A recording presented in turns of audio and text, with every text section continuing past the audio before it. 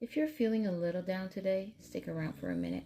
I have a tip for you, and I am promising you, you will feel better afterward. I was looking into our traditional musical instruments, and I found out that secular instruments like the piano, the guitar, or the kora even, are not allowed in the Wahado Orthodox Church.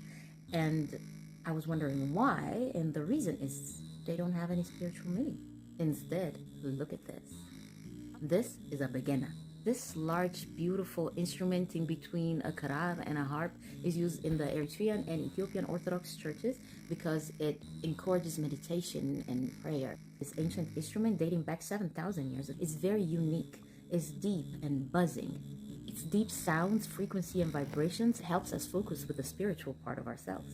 But let's talk about the symbolism. The begena has a large wooden base, and the frame is made of wanza, the Cordian African tree, which is also used to make altars.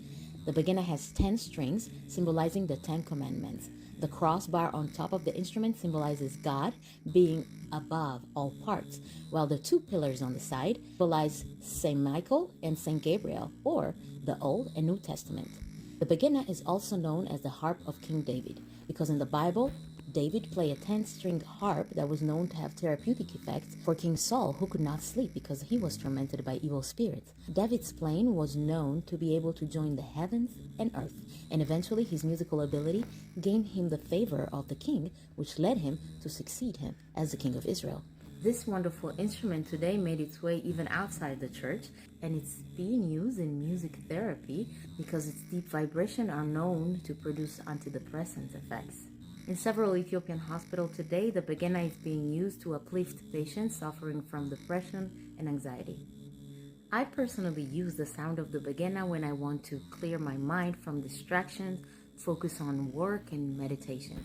I suggest you try to listen to artists like Alemu Aga if you're feeling a little down and anxious, and then I would like you to tell me how it feels.